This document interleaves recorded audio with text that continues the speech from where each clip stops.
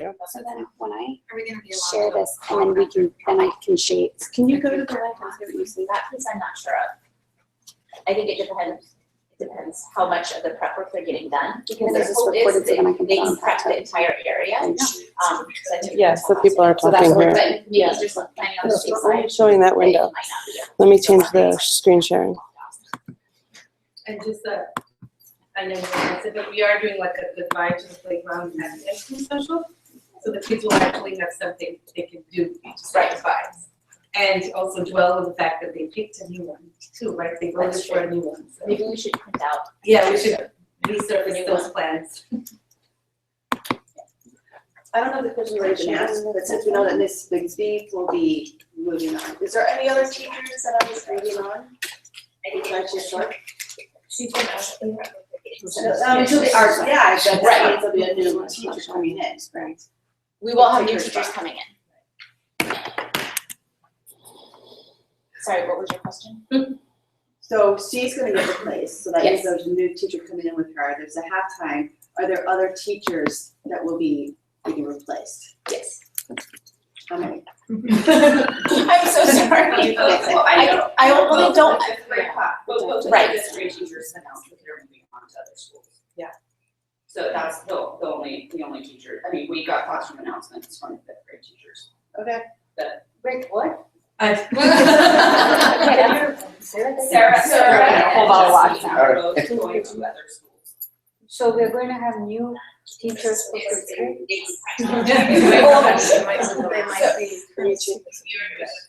Everything is still kind of shifting right now, so when, for example, when a teacher lets me know that they So will will be this be on? moving on, that I have to have the official notice before I can actually post the position, and then it has to go post internally for 5, there's a process that has to happen. As each piece falls into place. I don't really want it looking at me every teachers time I fix it. They'll hear them, and then we can So I always, can't give a firm listing of like where I think all teachers will be. You think it's okay? yeah, because they'll hear them, and then.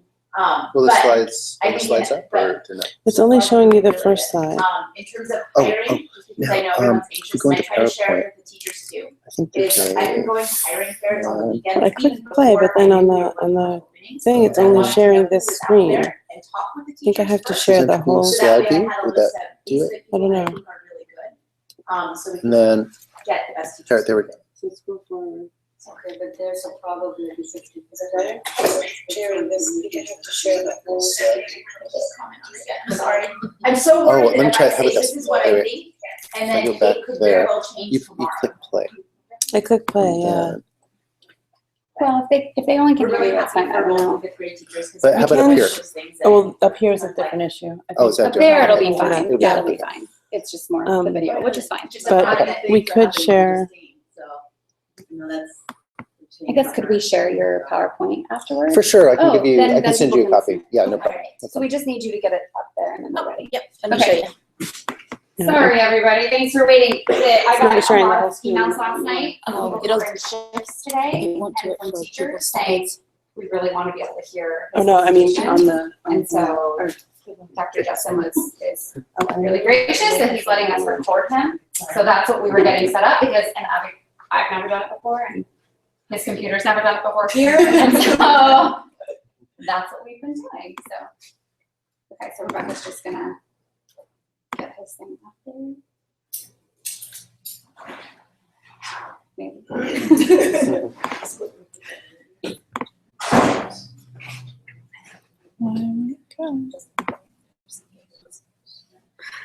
Hey Karen, you want some coffee? Anybody, coffee, bagels, please eat them.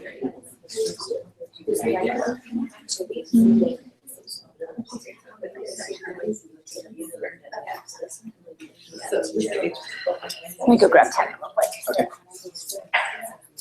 Okay, so now, technological difficulty.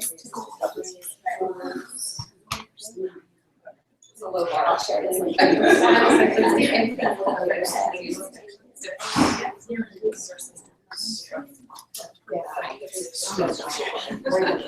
You know, while we're waiting for that, do you guys want to maybe, I would love to know, who all you guys are too? Are you guys all I'm sorry, parents from school or any teachers, all parents? My name is Savita. I have 2 kids, Great, maybe you can say how old your kids are too. 6th grade and 4th grade. 4, 6, and 4. What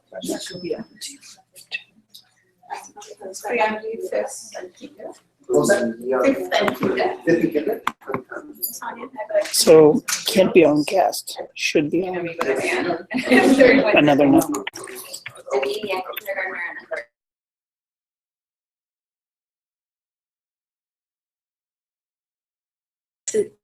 It's a student password, is it great? I'm Andrea Moss. Boardroom left.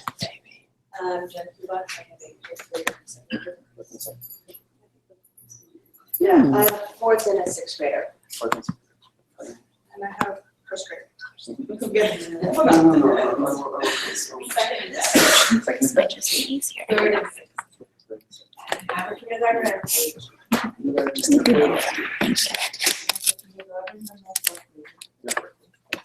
Hello, very good in first grade. Second. Okay. Incoming 6th, 3rd, incoming kinder. I've got a 5th and a 3rd grader. 3rd and 4th grade. And then kinder and 3rd. Kinder. Okay, so we have the whole range, and how about you?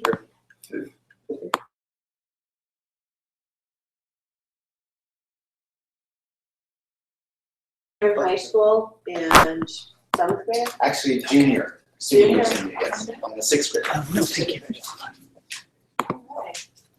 Different developmental issues, definitely, especially with the 7th grade.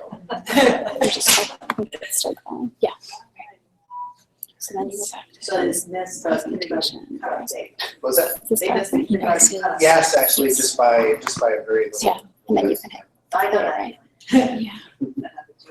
My students, oh, perfect, just in case. Okay. All right, we're good. We are ready. All right. Okay, well, formally, let's welcome Dr. Jessum to speak to us about social and emotional intelligence. Thank you. So today we're going to talk about social emotional intelligence. What I'd like to do is first just start talking a little bit about why. Why is that such an important issue for us? And really research, there's so much data building, excuse me, that shows that building social and emotional intelligence with kids is just offers so much resource to them. And some of the things that have been looked at are things like academic success, the ability to persevere when things are difficult, buffer against anxiety, resilience against depression, ability to manage stress and self-regulate better, social satisfaction, increased ability to delay gratification, risks of addiction, and one of the things, self-harm behaviors and suicide, especially when those things become more risk when kids get older. All those things are things that have been shown to be really aided and helped by having good social emotional intelligence on that level. And one of the things that I think is really exciting is that there's also a lot of data that shows kind of long-term studies with kids who, over time, that people later in life, their ability to succeed in different capacities in life is greatly increased by their ability to have good social and emotional intelligence. And things like, I'll just go over a little data first and then we'll dive into some other stuff. But it's been found people who have good emotional intelligence have much more, what's that? Sorry, that would be right, number 3. Number 3? Yeah, I thought to be key factor. Oh, come on. Key factor. Yeah, right. Okay, so this was actually, yes, this was not current. You won't ask your professor. Actually, it's interesting. Well, there is some other factors that play into that, and that's a whole other discussion. But overall, really, leadership skills. I mean, it's one of the things that I'm actually very interested in, and you see a lot of how social emotional intelligence in the workplace, in different capacities of life, it helps people's leaderships. It helps people to be able to really articulate, optimize their skills really and manifest them in ways that they wouldn't otherwise be able to. One of the things that's really interesting, and we're going to talk a little bit about, so I won't go over all these. You guys can, it sounds like you're looking at those, but really in terms of like amount of money people make, their ability to be powerful and effective at work. All those things are clearly, very clearly associated with social and emotional intelligence. And the most interesting thing is that they're much stronger. The influence of social emotional intelligence is greater than just general IQ. And what they found, it used to be, excuse me, they used to think that just cognitive intelligence on its own was the key factor, the thing that determined people's ability to really be successful and effective at work and really implement things. And what they're finding is that while IQ is important, it is important, emotional IQ, social emotional abilities really help people who have cognitive abilities to manifest them and use them in the workplace and just in life in general. So we're going to talk a little bit about what is intelligence, and then what I want to do is I want to go into some ways, intelligence, kind of traditional model versus what is social emotional intelligence, and then I would love to talk some about how you guys can at home help build some of those skills with your kids. So traditionally in school, you teach the 3 R's. You guys, the 3 R's: reading, writing, and arithmetic, right? 3 R's. Was it spelling is actually clearly not one of them because they don't all start with R. But that's kind of like the traditional school model historically, that those are the things that are taught and those are the things that are responsible for competence later in life. Those things are clearly really important, but again, what they're finding more is that those things are one aspect of what overall intelligence is, and that especially as the demands in the world increase, we want the next generation to have multiple intelligences and really to help them build them in different ways. So one of the, historically, intelligence was seen as kind of, traditionally cognitive intelligence, which involved verbal, logical reasoning. And if you think about that, as teachers too, those historically are the things that are kind of taught most in school, is traditionally, right? But if you look at this picture here, you can see these just represent a few different types of intelligences that have been kind of like weeded out and kind of discerned more. So we have verbal intelligence, kind of verbal and linguistic intelligence, mathematical, logical, skills like that, which are things that, are taught in school. Visual spatial skills, those are also incorporated some in school, but traditionally those 3 right in the upper right are the ones that are most taught academically. And there's, but what they're finding is that there's lots of different types of intelligence that are not necessarily connected to each other. Musical intelligence, kinesthetic intelligence, intelligence about the natural world around us. And some of the ones that we're going to talk about today in particular are the intrapersonal intelligence, which is like the ability to be aware of yourself. That's more like emotional intelligence. And interpersonal intelligence, which is social, relational kind of awareness and intelligence. Existential intelligence, there's a lot of different types, and these just represent a few of those. So the point here really is that there's a lot beneath the surface, right? Traditionally, we're kind of looking at the tip of the iceberg, with what really makes kids successful in life. And that there really is a lot beneath that as well. So this, and what I want also, if you guys have any questions as we're talking, feel free to just, raise your hand and throw those out there too as we're going along. So this is what is called a psychograph. And more when we're looking at overall development with kids, you want to look at lots of different areas. And what you find is that often you see the cognitive piece, a lot of what traditional testing does. We do a lot of evaluations for kids, and the main thread of that is usually cognitive ability, right? Cognitive testing. But really, there's all these other types of intelligence with kids. This is one, and you can see how people can have strengths in one area and weaknesses in other areas. That's one. Here's another version of that. Some kids, and as you're looking at these, just take a second and think about your own kids.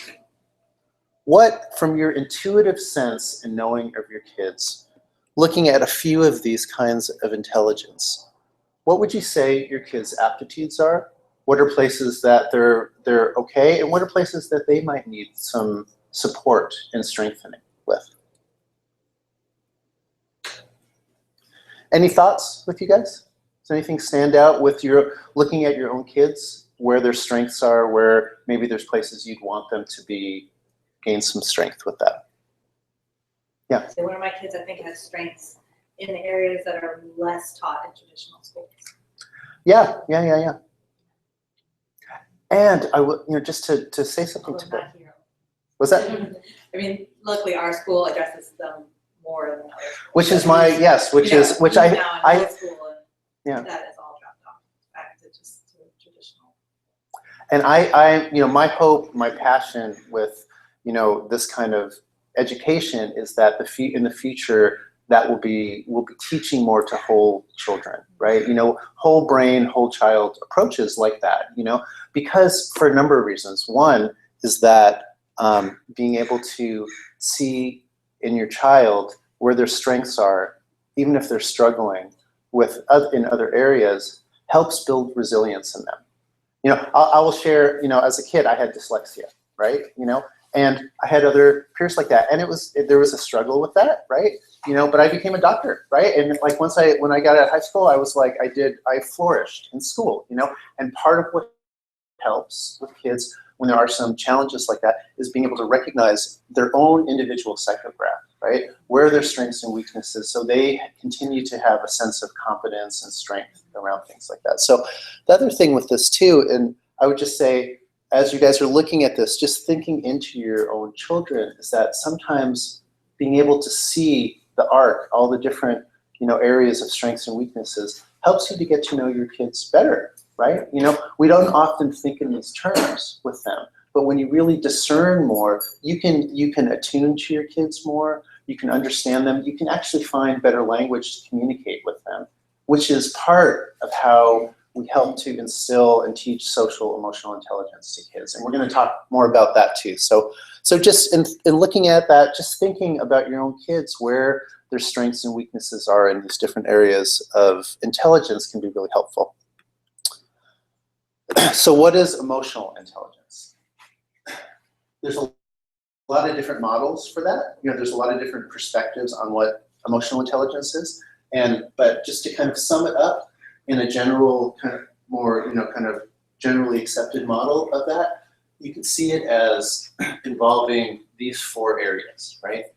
The ability to perceive emotion, right? Sensing that in yourself, right, is one piece of that. The ability to understand emotion comes from that, really. So perceiving emotion, understanding emotion, managing emotions, kind of self-regulation, things like that, and utilizing those emotions in your actions in the world, right? And if you think about that, those 4 areas are really causally related to each other, right? To understand emotions, you need to be able to perceive them, right? And if you think back to those kinds of intelligence, what type of intelligence, any thoughts on what type of intelligence would you need to be able to perceive your emotions, accurately? How do you perceive emotion? How do you know how you're feeling, right? The interpersonal, right? Interpersonal is a part of it, actually, yeah. So interpersonal has to do with perceiving and also understanding, right? But the foundation of it really is kinesthetic, We experience emotions primarily, like the first impulse of that often is a sensation in your body, right? We might have thoughts, there's a whole other thing, you can define your emotional experience in terms of, a collection of body sensations, images in your head, and talk in your head, right? So the talk is like a narrative that you might have. The images, like if you have a stressful thought, like a kid might come home, right? And they're stressed about the test the next day. Where does the stress come from? Sometimes it's a thought that says, oh my God, I'm not going to do good on this test. Sometimes it's just an image. I have a lot of kids who I see who the source of their anxiety around things isn't necessarily what they're thinking, but it's the image of their teacher like standing over them, right? And I think we can all probably relate to that a little bit, right? The image of the teacher standing over them with that disapproving look, right? Images can be really powerful. So it can be talk in your head, it can be images, but oftentimes the place where we really start to gain awareness and perceive emotion is in that kinesthetic place, right? And so you can see how kids who might have some trouble with that line, right, with that line of development, the kinesthetic line of development, they're coming in with some difficulty initially with cultivating social emotional intelligence, right? So those 4 areas are really connected, related to each other. We first need to perceive some sensation, some emotion. That helps us to kind of give us material to understand it, right? And then we take what we're experiencing, we find some systems to make sense of it, which is connected to being able to manage our emotions. And managing our emotions helps us to utilize them in productive ways as opposed to non-productive, maladaptive ways, right? So a little more comprehensive view of emotional intelligence involves social intelligence as well, right? You know, so really the most contemporary theories on social emotional learning really see that social intelligence, emotional intelligence are deeply interconnected. They're inseparable. And in this picture, it really kind of shows that, right? So we start with self-awareness, awareness of oneself, what's going on inside, and then ability, that self-awareness square in the upper left, that's those first 2 pieces, really, right? That involves sensing your emotion and understanding it. That helps us to self-manage, right? But it also helps us to build social awareness and social skills, right? How do we sense, how do we read other people? How do we respond to their feedback? The way we do that is we're sensing our own reactions to them, right? So one of the things we really, has been shown is that being able to build strength and proficiency in all 4 of these domains helps people tremendously in life, later in life. Helps them socially as they go to, later years in high school, where there's a lot of different stressors, and you see, oftentimes kids, when they're younger, they don't manifest difficulties as much. They're a little latent, they're more latent, right? But oftentimes when kids go out and there's less structure, there's more peer, need, there's more of a need for peer gratification, and support and approval. Those things, that's often where we see difficulties manifest more. And being able to build these 4 areas has been shown repeatedly, not only to help high school students become more successful, navigate the tumultuous, tides of social, dynamics in high school, but also just later in life to be more successful. So when we don't have, so does anybody recognize this kind of image with their kids when they're upset? Right? The brainstorm, right? So when we're not able to, I'm sorry, just one second. Make sure these are in the right sequence here, okay? But when we're not able to, I'm sorry, one second.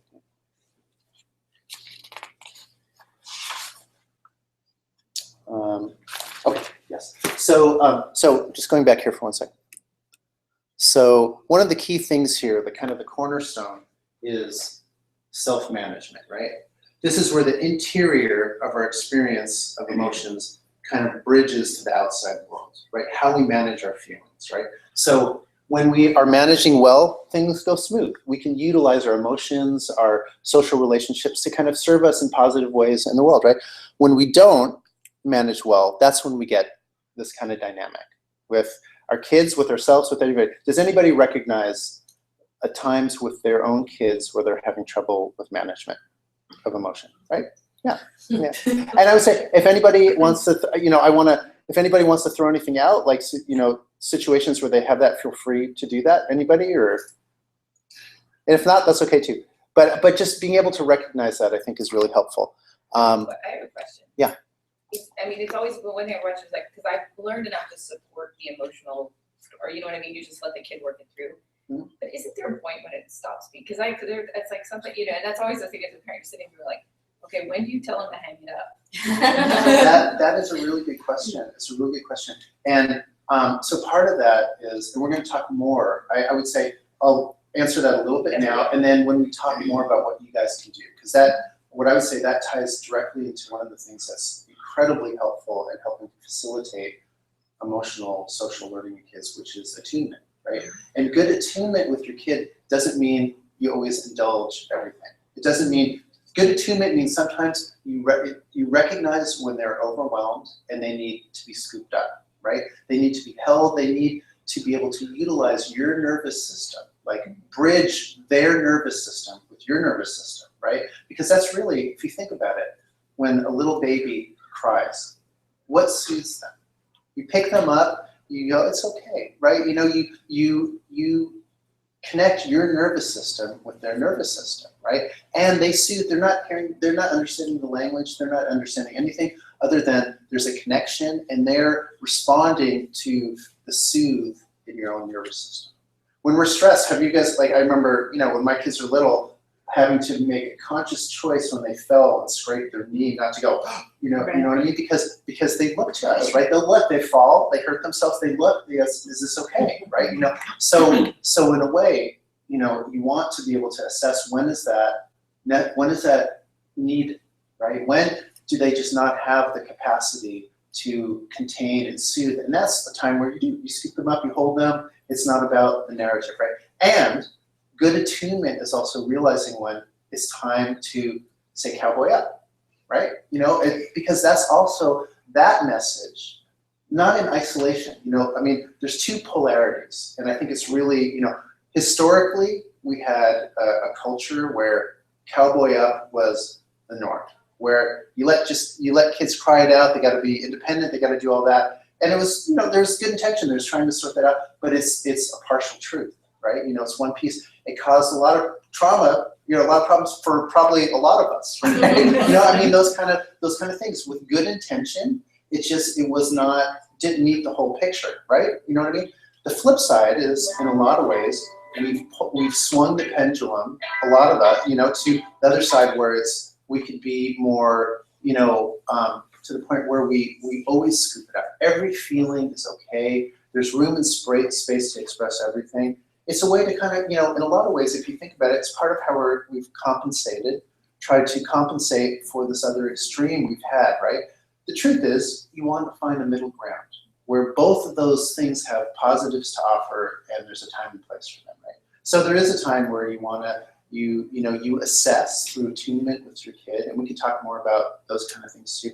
You assess when it's time to scoop them up and hold them, and it's okay to just feel, and a time to go, I trust you, I believe you, because they're just like with the scraped knee, right? They're going to look to us to say, am I able to handle this, right? If they fall and scrape their knee and we go, we're telling them, you can't handle this. This is a really big deal. You know, if we say it's okay, you don't have to go to school today, you know, or whatever, because you're having a hard time, we're giving them the message at times that we don't think they're capable. If we say, look, you know, yeah, you're sad, you acknowledge those things, and then you go, time to cowboy up. Because you're potentially giving them the message, if it's the right circumstances, that I trust you, I believe in you, I know you're capable. And that's often when kids do utilize the resources they have innately in them. So does that answer that? Yeah. I was gonna say, one thing that we do, because we have one child who is emotional, we walk an emotional tightrope with her, pretty much 24 hours a day. And Bring it apart. and, you know, we give her the vocabulary to express what she's feeling, and that it's okay to feel that way, but we also at some point say, okay, it's okay to feel how you feel, but you don't always get to act on it, because you have to consider whether that's gonna make the situation better or worse. Yeah. So, you know, crying because you cannot tie your shoe is not going to get the shoe tied, so let's be productive. Like, it's okay to feel how you feel, we can't change that. Right. You just don't get to act. And you also want to teach kids what's contextually appropriate, you know? Like, if it's the end of the day and they need to cry it out for a little bit, you know, you can provide space. That builds resource, right? Because you want your parents, you want to know your parents are going to make some room to indulge you a little bit with feelings, right? If it's right before school and you have to get out the door, you have resource from the night before. They know that you're not just, you know, not connected to them emotionally. And that might be a time to say, cowboy up, you know, in so many words, right? You know, so I think what you're saying is you have both of those with that, yeah.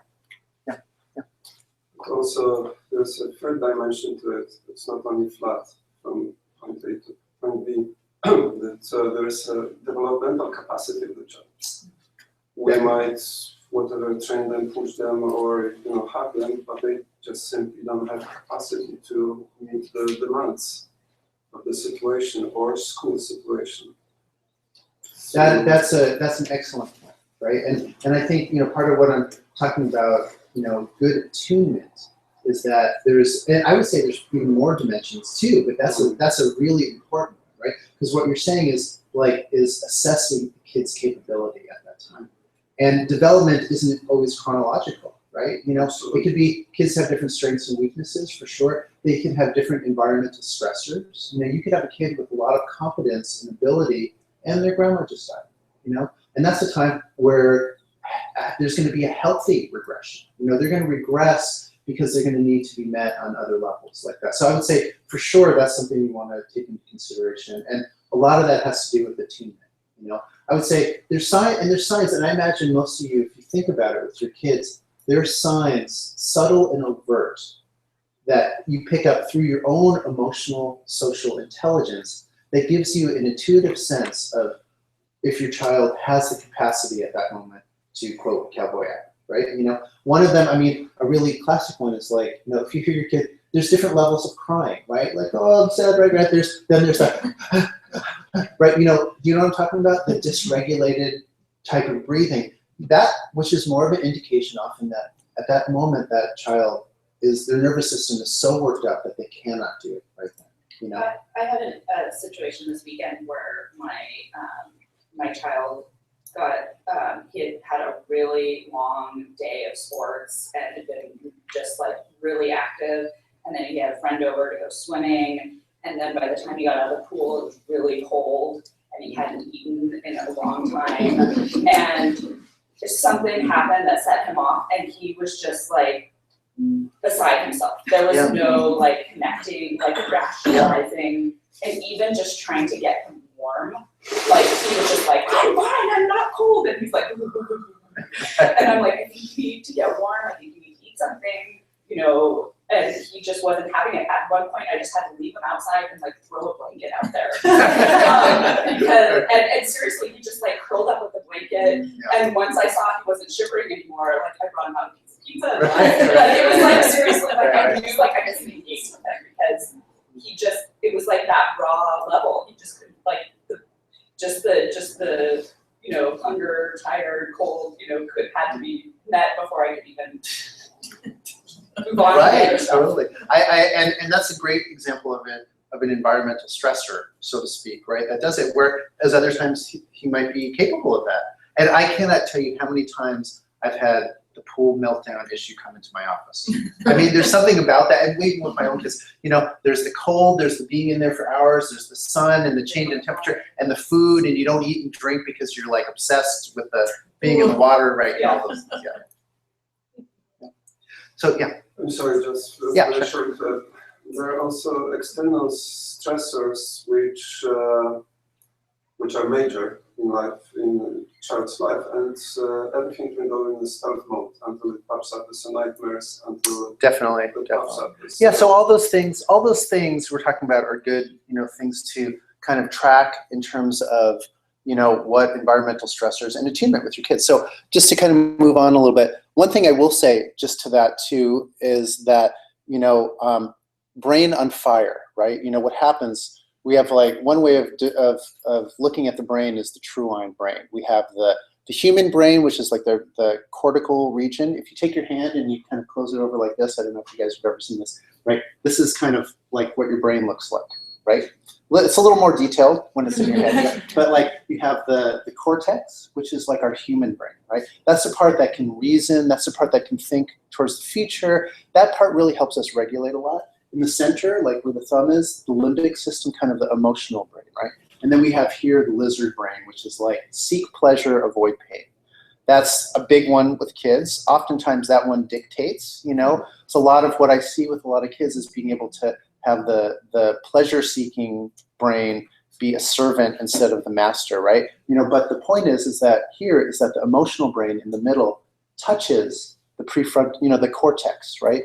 And that's where we get these like limbic storms. That's where we get this kind of activity. I mean, this picture is really representative of neural firing, right? We get these neural charges and storms that come out, and it really can offset it, makes this higher part of the brain go offline, right? So even when you have kids, like you're talking about with your son, when you have kids who have the ability other times to self-regulate and manage, when that limbic storm happens, you can just assume like reasoning will not work at those times. And I think it's an important part of attunement is realizing when reasoning and talking to that higher part is not going to work. That's when you have to batten down the hatches, kind of thing.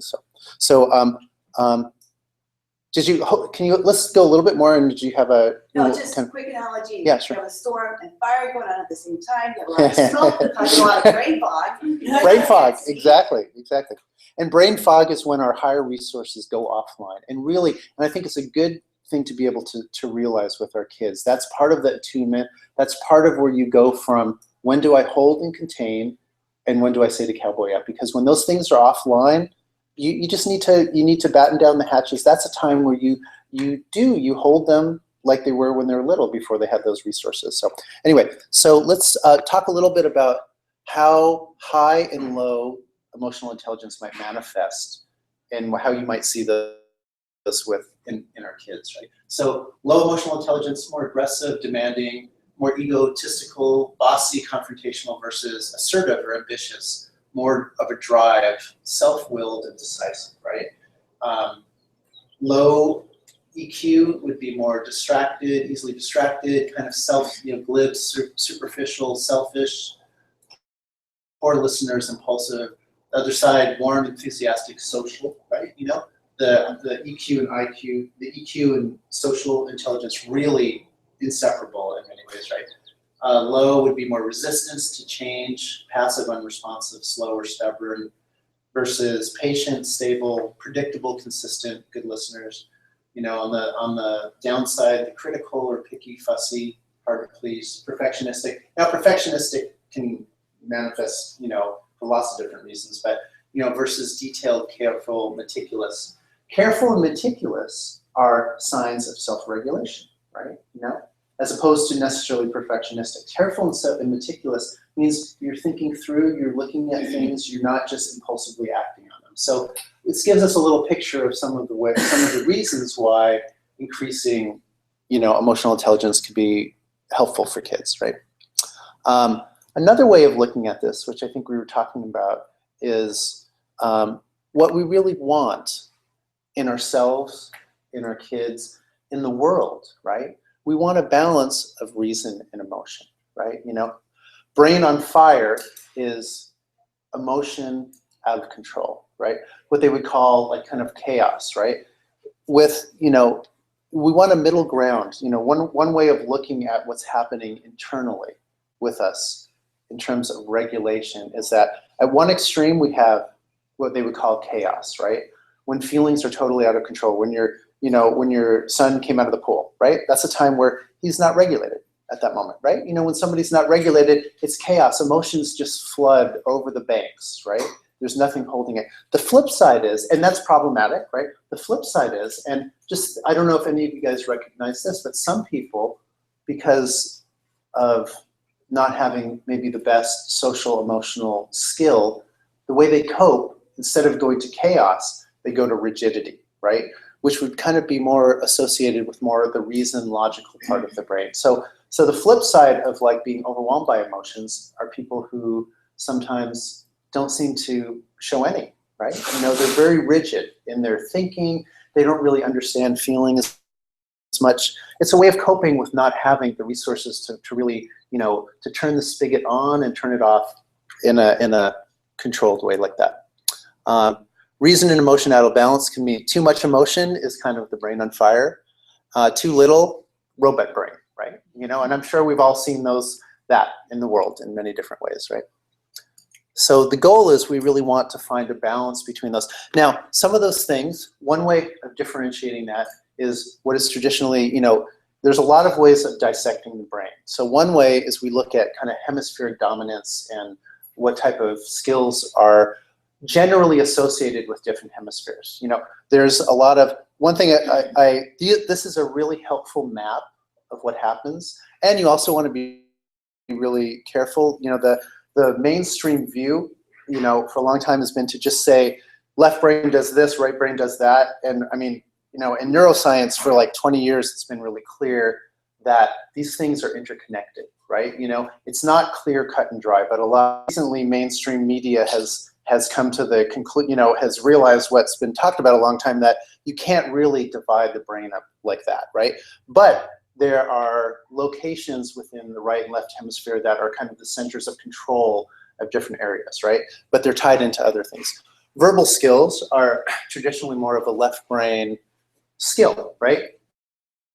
You need right brain attributes to really manifest them and make them be utilized and work, but really they're more associated with the left hemisphere, right? And a traditional way of looking at things in terms of emotional intelligence is that we want to be able to connect the hemispheres of the brain. What they've actually found, and I'll, you know, traditionally, you know, women are often better at integration of hemispheres. They have larger corpus callosums, which is the integrative bridge between right and left hemispheres, which is why oftentimes, you know, and this isn't true for everybody, I want to make that clear, you know, but, you know, there's a lot of cultural training, but that, you know, some people are better at kind of articulating emotion. Emotion tends to be more the embodied aspect of emotion, which we were talking about before, the sense in the body of emotion is more spatial, kinesthetic, is more, those centers are located more right hemisphere. When people have a right hemisphere stroke, these kind of functions go out more, right? You know, with them. So, but part of good emotional intelligence is the ability to connect these different attributes inside. So left brain would be more verbal, analytic, detail-oriented, rational, logical, linear thinking, you know, facts, you know, some of those kind of things, you know, all those things up there, logic, things like that. Whereas the left brain, you know, the right brain is more, I turn it this way, right? More nonverbal, synthetic relational dynamics, really. You know, people have strokes, right hemispheric strokes, and a lot of these skills just, you know, get lost, you know. Actually, the interesting thing, they get lost, but then they can learn how to compensate too. Left brain can actually take over function when there's damage like that, but yes? Looking at this, do you see any connection between which hand people are dominant on and their developments of their brains with these characteristics? So they used to think that a lot, and there is some support of that, you know, that is true, that, like, you know, they say left-handed people are more creative, you know, in a lot of ways. You know, there's a lot of, it's not as clear-cut as that. And there's a whole other lecture, you know, on why that would be. But, you know, there's a lot of factors that go into that. But there is, you know, there is some objective data that says that. You know, there's also some indications that some people who have different or right or left-handed, their hemisphere functions are actually switched for some people too. You know, so there's a lot. That's a much more detailed question. So I would say sometimes. Time check, we'll have about 10 minutes. We have 10 minutes, okay. Okay, so here you can say, thank you for that, yeah. You can see that there's kind of different functions that are associated with different parts of the brain do. However you look at it, it's a good map, is we want, you know, part of developing social is integration, right? Is being all of these skills that we have, right? You know, when we integrate left brain knowledge, rules, and skills, things traditionally associated more with traditional IQ, when we integrate those with right brain, feelings, love, relational skills, creativity, nonlinear thinking, we opened up the possibility to change the world in profound and positive ways and solve problems that have, you know, been really big in our cultures for a long time.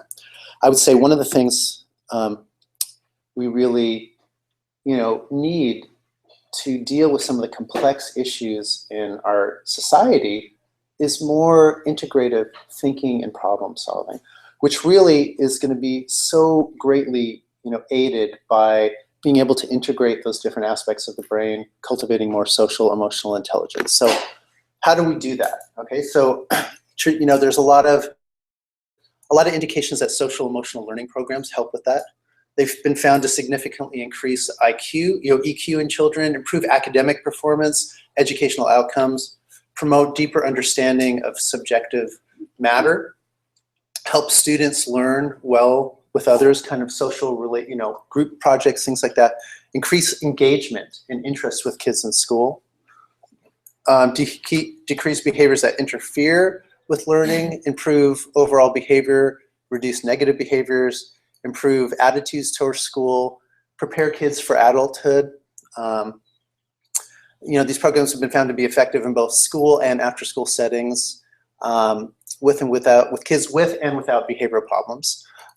Improves social emotional skills, attitudes towards self, connection to school, positive social behavior, reducing contact problems with kids. So a wide variety of benefits from introducing those kind of programs, which is part of, I have to say, part of our my passion, creating, we have a program, Social Detective Academy, which is really about teaching social emotional skills to kids both in and out of school. And part of that is because it's such an imperative piece for kids. And I just really think in terms of helping the future, not just of our children, but of the world and the problems, the big complex problems we face, integrating those skills is really important. So we talked about the 3 R's, reading, writing, and arithmetic. And, again, one of my personal missions and our, mission is including this 4th R into education, what we teach our kids, which is,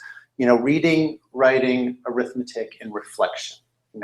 Reflection is learning more about your own interior, who you are, all the things that go on inside, so we can build those emotional skills that also help us to build more social skills out in the world. And again, building the social intelligence helps allow for more novel, outside the box thinking and systemic approaches to problem solving. And that's one of the things that, is important, right?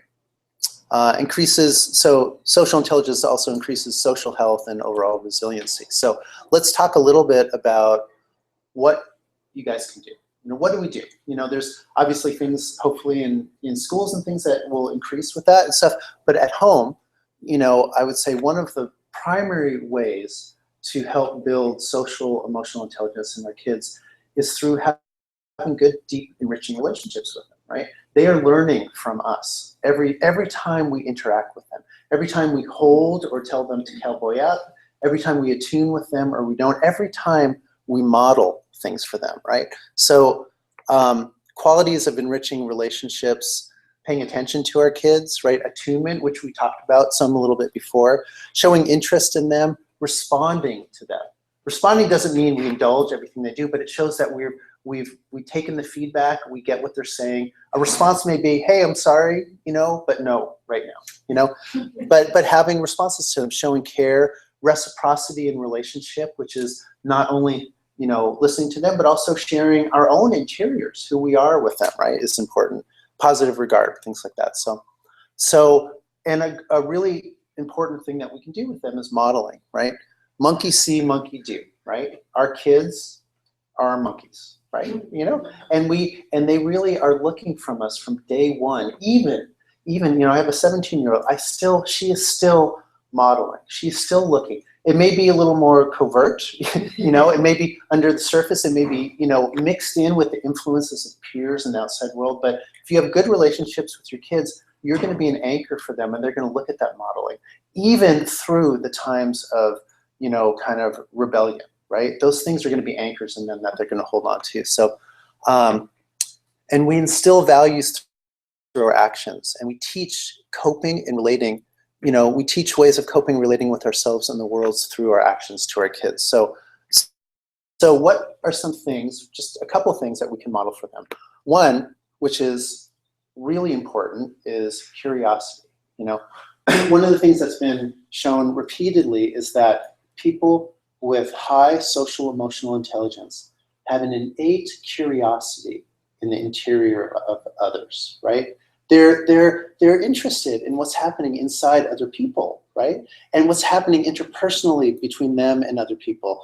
And, there's lots of reasons why that might be, but the bottom line is that's strongly associated. So we can model that for our kids. And you know, how do we? I'm sorry, let me go back here for a second. So we can model that through intrapersonal curiosity, which is like curiosity in our own interiors, or in the interior of other people. Intrapersonal curiosity, curiosity about the dynamics between people, and extrapersonal curiosity, curiosity about the dynamics, the interrelational dynamics that take place outside in the world, right? You know, so how do we do that? You know, one of the things that's interesting is that even, you know, a lot of us, we probably do have our own intrapersonal curiosity about our own actions, but a lot of times that just takes place inside, you know? So how do we model that for our kids? And I would say one thing that's really helpful is to be able to, like,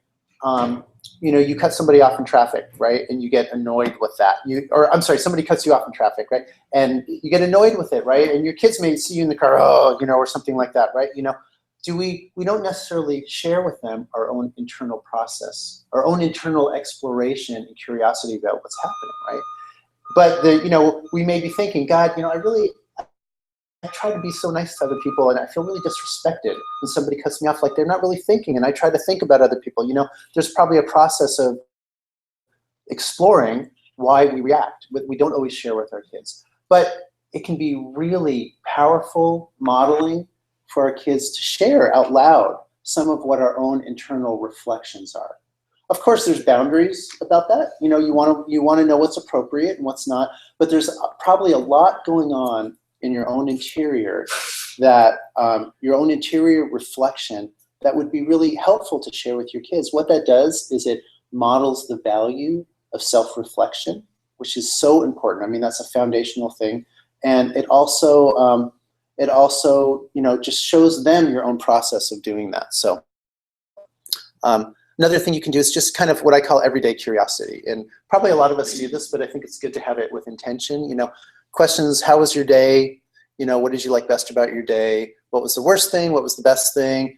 What do you like about your friend Sam? You know, why do you like that video game so much? What is it about that? Because that shows interest in them. It shows your value of interpersonal curiosity. You want to know about their interior. It also really gets them to reflect. You know, they have to articulate what it is about something that they like, which creates more awareness for them around those kind of things. So taking responsibility is also such an important thing to like model for our kids, right? You know, that like if we make a mistake, you know, to be able to own it, you know? Like sometimes I've had some parents say, I don't want them to think bad of me. I don't want them to think that I'm, you know, I make mistakes. They should, but the truth is that's not good modeling. You know, good modeling is we're human, we make errors, we can own it, and we can self-reflect on it. So I would say taking responsibility is a really important one to model for our kids as well. How much time do we have? We're out of time. We have 0 time. Okay. Started a few minutes late. Let's say we started. 15 minutes late. So should we? I am okay.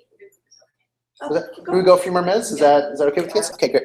So another thing is what's called, you know, meta communication, and this is, I think, a really important kind of concept to hold, which is, you know, kind of talking about the talking about what's beneath the surface of overt communications. You know, you have a kid come and he says, no, I don't care if Joe doesn't like me anymore. You know, jerk anyway, right? You know, and they're you know, looking down, and their facial expressions are there's something beneath the overt communication, right? You know, and that is really helpful to explore with our kids. That helps them start to go deeper into their own interior, so they can build those skills more. So, you know, being able to talk beneath things and in a gentle way with curiosity and acceptance, right? You know, without judgment. Hey, you know, I'm wondering, you know, is there something else there? Because I know you said you don't really care, but it's, you know, reflecting to them what you're seeing, it seems like you're upset. You know, what else is going on there? You know, to be able to go deeper with them. It really, you know, not only helps them build skills, but and demonstrates the value of introspection, but it creates more authentic relationships with our kids. If somebody says, I don't really care, you know, about Joe or whatever, and you go, oh, okay, you know, you're not really having intimacy. Right? There's a whole level of truth that's not being exchanged between you. So meta-communication can be really helpful in those situations. Another thing I think is really helpful, especially when people are not really familiar with communicating in deeper ways, is what I call the constructive communication model, which is just being able to have this little formulaic thing. It's also really helpful in times of intense emotion, where it's like, when you did blank, when X happened, when something happened, when you told me to, stop playing my video game, I felt, really angry, and what I imagined was, you don't really care that I only had 2 minutes left and I was going to like win this level and everything, right? And what I need from you in the future is, could you give me 5 more minutes? Could you let me finish that? Or could you give me a warning? It's just one example. But to being able to have some structured model as kind of an entryway. It's also this can be really helpful for parents a lot too, because sometimes we don't always know how to talk to our kids. We don't always know how to formulate our own emotional response. If if they're disrespecting a limit or something like that, we may just want to just go, hey, we may want to react. But if we can frame things like this for our kids, it models a really nice way of talking deeper in a way that's not reactive, that hopefully they can hear. So, so just for a minute, talking about, a lot of you guys talked about having, siblings too. Siblings, some of the things that come from sibling relationships, because I get asked this question a lot, about siblings. First of all, you don't need to have siblings to have good social, emotional abilities, right? But there are certain things that siblings can provide, and it's good to know what they are, because even if you don't have siblings, your kids don't have siblings, knowing these things can help you maybe find some of those dynamics in other areas of life, those things. So siblings help kids to stretch and pull to higher level of functioning for the younger kids. They kind of pull up and they see modeling. Goes back to modeling from the older kids. Siblings can really help older kids perspective take better, right? If you have a 12-year-old and you have an 8-year-old, if you have them just out on the playground, the 12-year-old is not going to care much about translating what they're saying to 8-year-old perspective and worldview, right? They're not. But if you have a sibling, there's more of that kind of sense of tribe and bond, and you're a team, and they're going to have more motivation, both from their consistent relationship, but also because parents are involved with that stuff too, to translate. So that means taking the perspective of the other, which is a really helpful skill to build, right? You have to learn how to deal with frustration, self-regulation, sharing, all those kind of things. Cooperative mindset, which is much more, much more clearly foundational in kind of a family, or that kind of with those bonds like that. There's organic, consistent peer relating. It's there all the time. And more organic meta-communication kind of things. Now, and again, you don't need, one of the things we do a lot of groups with kids, a lot of what happens in those groups are emulating these kind of things that happens with peers, right? And because those kind of deeper ways of relating with parents, with significant others, significant adults, and with, peers can really help facilitate that process of learning, emotional intelligence. And this last thing I want to say too, I think that's, okay, wait, is teachers' roles. Teachers too really can help facilitate, they can help model those things for kids.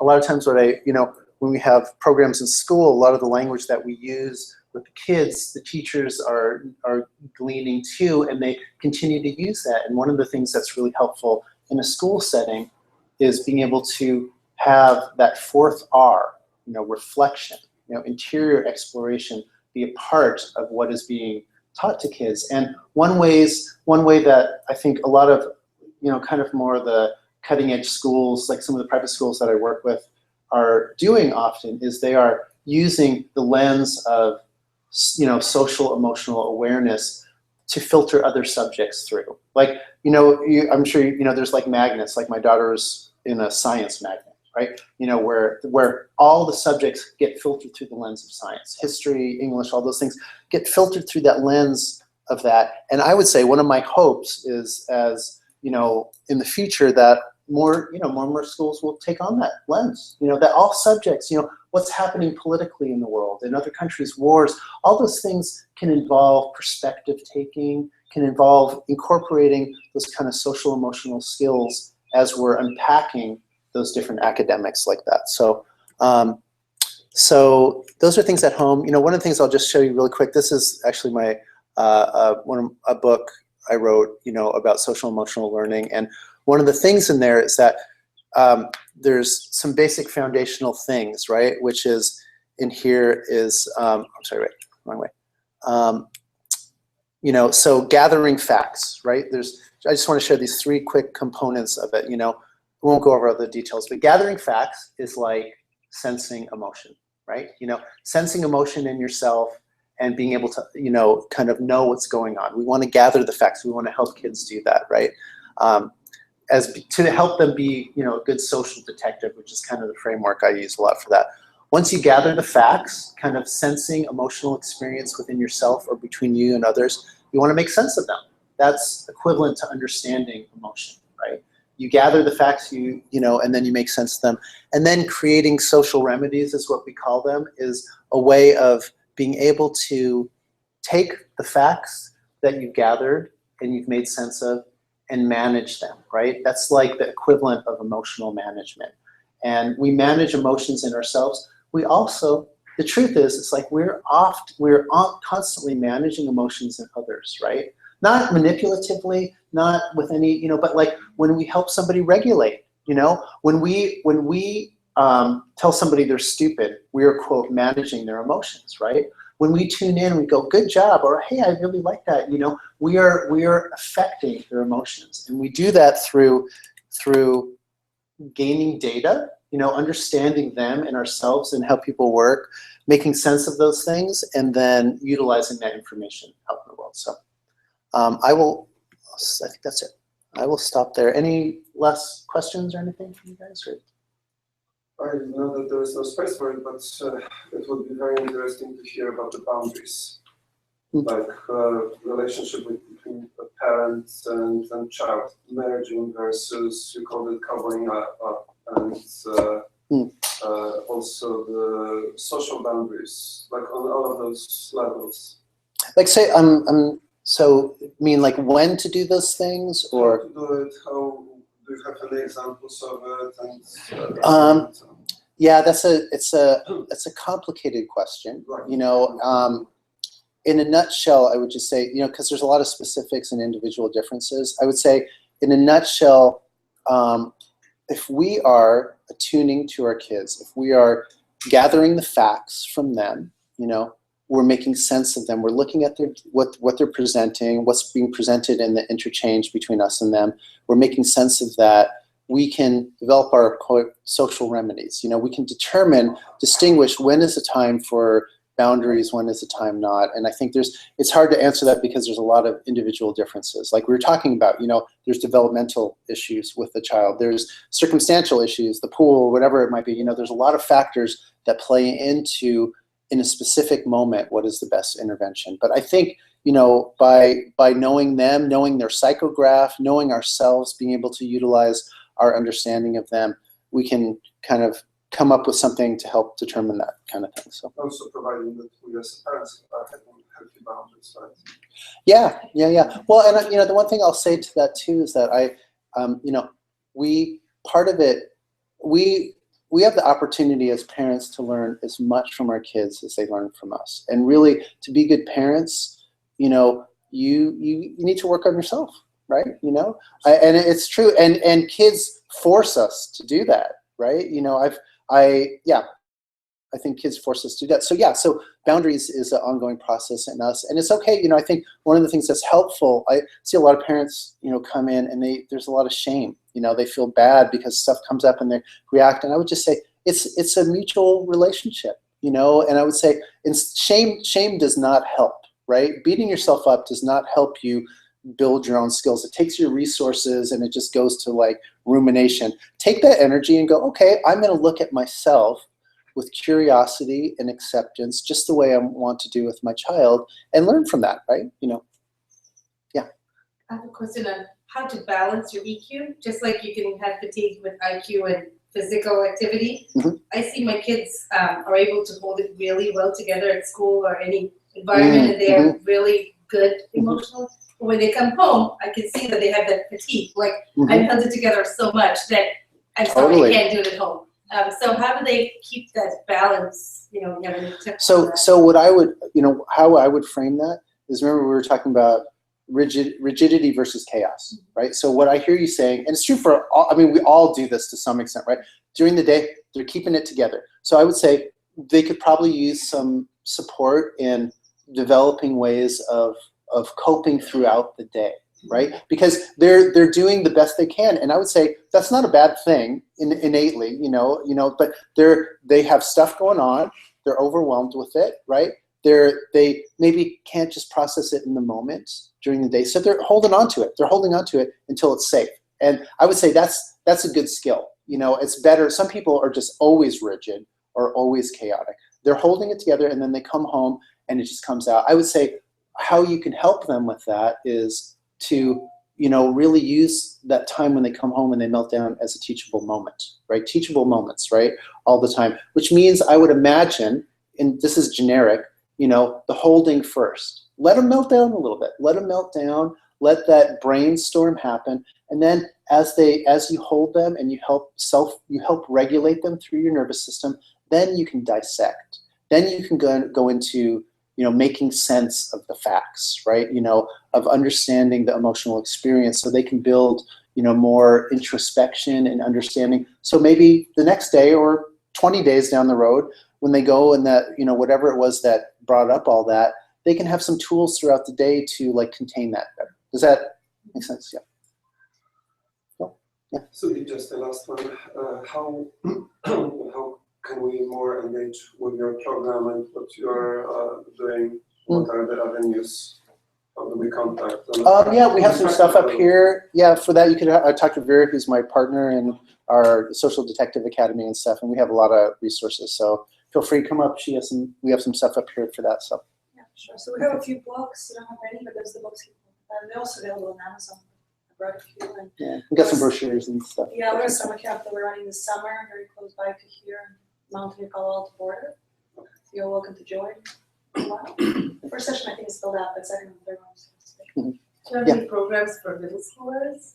Um, I think we have it much better here than in the middle schools, where they actually really need more of the social emotional. Do you have any specific programs for middle schools? Yeah, definitely. So the camp we have right now is from 6 to 12-year-old. That's kind of the main age range, which will be over the summer. We also have groups outside of school starting in the fall. I do a lot of things within schools, right? Like I go and we do classes within schools and after school programs like that. So I would say too, if you're interested, we have some stuff you can talk about that for sure. So. Yeah, we're forming groups, but right now based on the age as well. So if you have 2 of the kids that can get together, and we have some lists of people who are interested, we'll create that. I was just talking to some friends about how much harder parenting feels our generation than my parents' generation, because I know my parents didn't think about this at all. Maybe other people's parents did, and they were better than my parents, but there was just no thought into the social emotional component of, and I recognize that, and I want to do better, and I want to engage and be able to be more in tune with my kids. But I was talking to some friends about how just exhausting it is to be a parent now, because it's every moment, it's every teachable moment, it's everything, and and it's being aware of that as an adult, as a whole person yourself, trying to talk through your emotions. Trying to say, I'm sorry, I'm tired right now, so I'm not able to meet your needs the way that you want them to be met. But I guess it's more of just a it's not a question, it's just because well, I would say it just gets very overwhelming to always feel like you need to be on, but then also to be able to say, but no, that's not okay either. I should be able to take a little time off as a parent. And, yes. I just feel almost schizophrenic about. Well, so I think that's such a good point, and I'm glad you bring that up. And I would say, I think a lot of it is a couple thoughts with that. One is quality versus quantity, right? I think if you are going in and you're building resource deeply in qualitative ways, you're building resilience in your kids. So if there's times then it's easier to say, look, mom, dad, I'm a little overwhelmed right now, so I can't really be there for you. I love you. They're going to feel the connection. They're going to know it's there, and you don't always have to do it. And if you react and you're out of, do something, that's a positive teachable moment. You can come back later after your own brainstorm, right? And say, hey, you know what? I realize I'm sorry for that. Take responsibility, model that, right? This is what was going on at an appropriate level of disclosure, right? This is what's going on. You can model those. And so the other thing too, just with that is that, the reality is that human beings are growing in complexity in terms of our awareness, of self-awareness. So the world, compared to our caveman ancestors, is way more complex. The more we develop, cerebral cortexes, our brains are developing. We're developing as beings, right? In a lot of ways. So there's more complexity, more demands. When we had a world where, we didn't address emotion like that, it seemed way more simple. Now, I don't think kids necessarily had the opportunity to grow as much social emotional ability because they didn't have that around them. So we can offer our kids more, but it's more exhausting, right? It also helps us to grow more in a lot of ways, but it is overwhelming. You can't do it all the time. And I would say go towards that with curiosity and acceptance. You do the best you can. You're curious about your own process. That's how we grow with our kids. And talk to your friends. I would say that's such a great resource to have other people who I would say are conscious about that, who are wanting to find the balance between, the old school ways and maybe too much of that, right? Yeah. Adding to what Michelle mentioned, there's also the now other exhausting part of having a physical being and a electrical, digital being as well, managing that. Mm-hmm. How does this play with the online? That's a great question, and I have a lot to say. That's a whole other talk. But just in a nutshell, I love technology. I think it has the potential to offer our world so much amazing stuff if dealt with awareness and balance, right? And I think there is a real risk of too much flat screen virtual time. It can prevent cultivating a lot of the learning that happens embodied. The majority of our communications with others is nonverbal. And so we're learning through interactions in real time, in flesh with other people. We're learning so much about ourselves and other people, and screens can prevent that. They can interfere with that if we're focused on that too much. So I would say, just in a nutshell, balance. Some kids can handle more screen time than others. It's just some kids have screen allergies, I call it. Where their nervous system, their ability to manage their nervous system is not is great, so they can't regulate. Some kids, they'll go and they'll be killing their aliens, and then they're like, okay, it's time for dinner. They can come back down and they can go towards that, and it's okay. Some kids have more trouble, and you need to take that into consideration. As a general rule, I would say, what they say is, and this may come as a shock. It comes as a shock a lot, but they say no more than 20 minutes at a time on the screen with a break, right? No more than probably an hour a day in 20-minute segments, right? How many of us really we don't, it's like, if you have some work to do and your kid's like, okay, you're doing that. Okay, I can finish what I have to do, right? It becomes a babysitter for a lot of us. And the truth is too, again, I love technology. I think it has a lot to offer the future. And there's also an addictive component, right? Video games, even checking your email, and I imagine all of us can relate. You ever get that ping and you get a little, right? You know what I'm talking about? It's a dopamine hit. It really is in your brain, you're getting a burst of dopamine, which is a very, what they've found is a lot of the neural activity that happens when kids are playing video games is almost identical to when they smoke crack. It's not exactly the same because there isn't the physiological, substance in your body, but there's a similar mechanism. So it's stuff I think we need more wisdom and awareness about on how to integrate that in healthy ways, right? So, yeah. So this is not related to screen time, but I was just saying that, when I was growing up, like, we had a lot of family members, like we lived in a extended family. So my parents were always disciplinarians, my grandparents were always, that source of pull, my aunt, uncle were always, the ones that I met in problems with kids. So like, since I had my kids like back to back, I always found like trusted adults who were taking off some of my responsibilities. Yeah. So I have like, consciously tried to have my kids have meaningful relationships with other adults, like my sister or my close friends or my husband's close friends, like guys who are adults. They give a lot of different perspective to them. So I think that kind of helps their overall emotional stability. And they always like, it is hard to give off some of that, when they're so little, because especially to my parents who were here for a long time with my first one, to give off some of that emotional, that security from me to them. So my son always feels comfortable calling my father up and talking to him about his problems, like I had this or that. So I just think that the school especially provides that a lot. Yeah. You find those relationships in other parent teachers. So. So yes, actually, just to speak to that, the reality is we are pack animals. Right. We our culture and everything kind of like, we kind of put that beneath the surface, but we're pack animals and we need each other. Like it's too much to take it all on yourself. Historically, we had a tribe. We had a collective of people that interacted, and there's a lot of social, emotional development that can happen with bonds in those exterior relationships, and we often don't have that. We're a nuclear family kind of society, and like it can create challenges. It creates those kind of challenges you're talking about. We don't have the respite, and we don't have the often the kind of the other connections to deep that are more personal like that. Yeah. So. Yes. Yeah. One more question. Yes.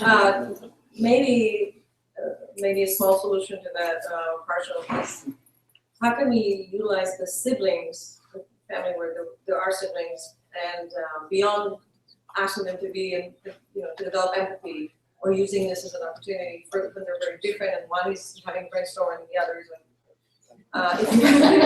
When you say it's having to utilize. Everybody here knows like it's very different. So. I'm trying to use those as empathy building moments, moments, and talk about the processes they're exploring. But do you have any to how to help additional them, help them. for what happens to the other sibling, how they are seeing it? Beyond like do the reflection together and talk about what just happened. Yeah. Well, I think acknowledging that too, especially if you have, I see a lot of. Families where like one kid maybe has a little more special needs, and I mean, there's a continuum. When I say special needs, it's like they need more attention, right? So that could be a kid with a lot of special needs, or a kid who's just like a little more feisty, right? Or a little more reactive, and that can really, that can create disruption. And I would say, being able to, being able to talk about that can be really powerful, with them. And I think part of it is attuning and acknowledging with, what I'm hearing you say is sometimes you have a kid who maybe needs a little bit more, is a little more bright on fire, and another one who's like, oh my God, what's going on? Like, this is annoying, right? Understandably. And I think acknowledging, right?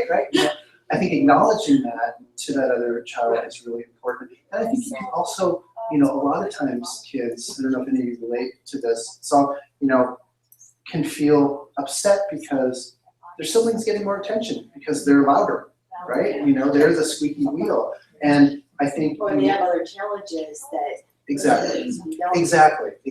That you have to, and it's like what we do. And I think, as it's harder when kids are younger, I think making special one-on-one time with them is one way to help offset that. I think another is as they get older to contextualize that, right? And to say, look, you guys are different. With curiosity and acceptance, noticing the differences. There's differences, so they need more, and that's hard. Acknowledging that's hard. It isn't fair. I get that stuff. But you get to stay up a little later. And can you see how I'm not sitting over you with your homework? because I trust your ability. You know, you demonstrated that. I'm proud of you for that, you know. You know, so I think you can, one way you can offset that is point out things that we don't always point out, because I imagine the child who regulates, oftentimes the child who regulates better, they have other freedoms like that, you know. So, great. Thank you. All right, thanks you guys. Thanks for coming.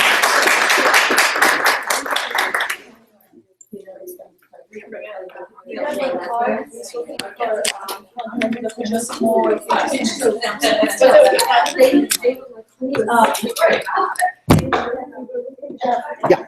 So if you volunteer for Chuck, you're really good to connect with them. It's like a local therapy group. I also talk to you, connect to closed doors. He doesn't run and give questions. You have something that you